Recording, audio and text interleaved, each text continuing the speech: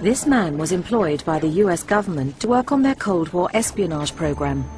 He spied on missile silos, nuclear submarines, and tanks on secret military exercises.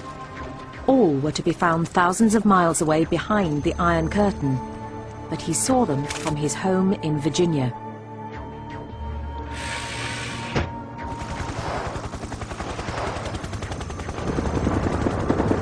Joe McMoneagle was a US Army intelligence officer who saw active service in Vietnam. In 1970, he fell seriously ill and almost died. When he recovered, he found he had psychic powers. McMoneagle was soon working with other psychics for the CIA. We were mostly concerned with targeting the Soviet Union, the PRC, China, some of our other enemies, Libya, Iran, Iraq.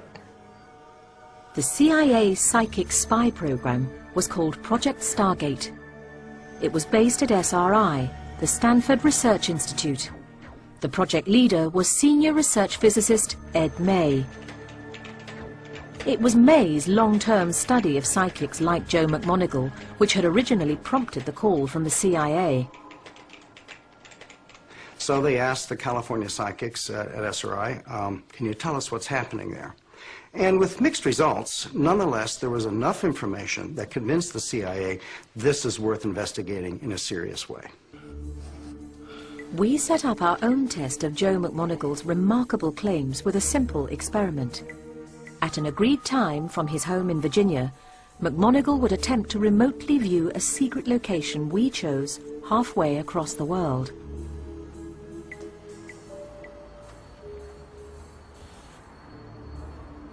McMoneagle's task?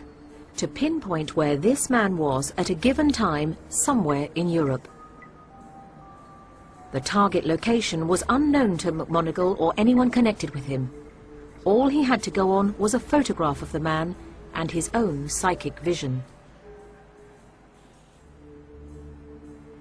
McMoneagle picks up mental fragments of information, sight, sounds, even smells. He begins sketching. Well, first thing I'm getting is sort of a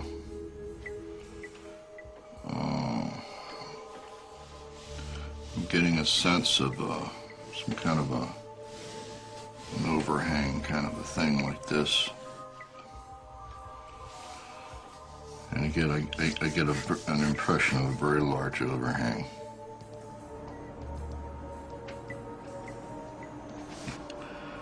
There might be sun through a skylight. Lots of glass and light, shadow inside.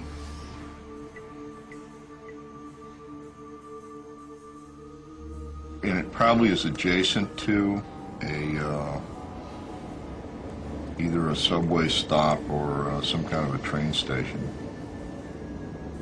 Within this complex is probably a chapel, maybe, or a small church within the complex itself, and engine noises that aren't cars.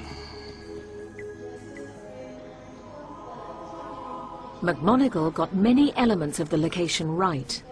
It was the ultra-modern Stansted Airport near London, England.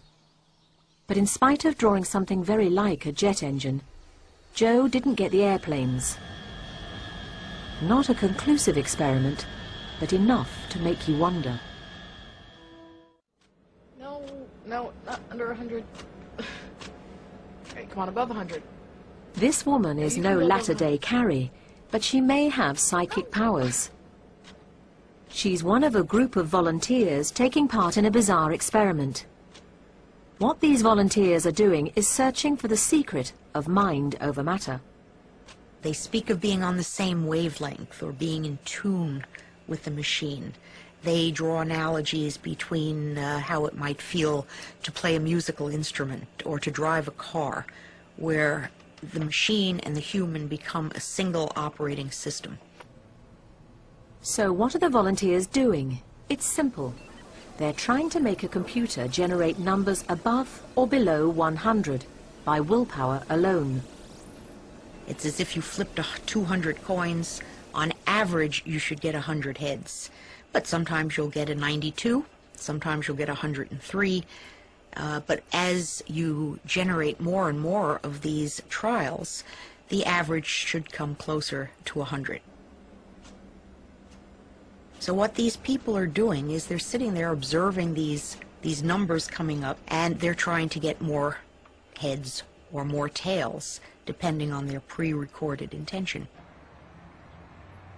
The experiment is based here at Princeton, but intriguingly, it could be anywhere, for the powers displayed have no range limit. We did carry out experiments where we put the person in the next room, we put them down the hall, we had them down the block, and ultimately we had them around the world. And we saw no difference in the effects than what we saw when the operator was sitting right there. It doesn't seem to matter whether the operator is 3 feet from the machine or 5,000 miles away. The effects look very much the same. Princeton's Engineering Anomalies Research Lab has run millions of the random number trials. They have found that human beings can influence the machines with their willpower alone, according to eminent physics professor Bob Jahn. There is no doubt that we are seeing a small but statistically consistent effect of the influence of human operators' intention on the performance of these simple devices. It seems incredible, but mind control over another person's body has actually been achieved at this lab in Nevada. We designed a series of experiments to look at the possibility that consciousness may be able to, in some way, reach out and cause changes in the physical condition of people. On a random basis, one volunteer is told when to influence the heart rate of another volunteer and when to stop. The results are startling. What we're finding is that during the treatment periods, that things like autonomic nervous system activity generally, specifically galvanic skin response, heart rate, muscle tension, are reduced as compared to the control periods where people are functioning at their normal physiological rate. The implications are awesome. We're looking at the chance of healing the human body by willpower alone. Thousands of such trials have taken place. The effects are small, so are they significant? It's exceedingly unlikely that these results are due to chance. We're finding that across the experiments, we're talking about odds of about 1 in a million that these things occurred on the basis of chance. In this experiment at the University of Nevada, volunteers were wired up and shown a random series of images. Some were neutral, some were highly disturbing. The aim? To provoke a physical response. True to form, the electrodes picked up a nervous reaction to the shocking pictures. But the shock was registered a few seconds before the offensive images came on screen. Psychologist Dean Radin. Here's the response to the calm pictures. It's flat, meaning there was no response, and that's what you would expect. Here we're looking at the response before the emotional pictures, and we see this unexpected rise in emotion only before the emotional pictures. And what that implies is that somehow the person knew in this range where the target wasn't even selected yet, they knew what they were about to see. Somehow in this 5-second period, a piece of this person's own emotional future became known to them. The experiment is entirely random. Volunteers have no way of knowing which image is coming up. It's as if the body had a secret way of peering into the future and warning the heart and nerves that something shocking is on the way.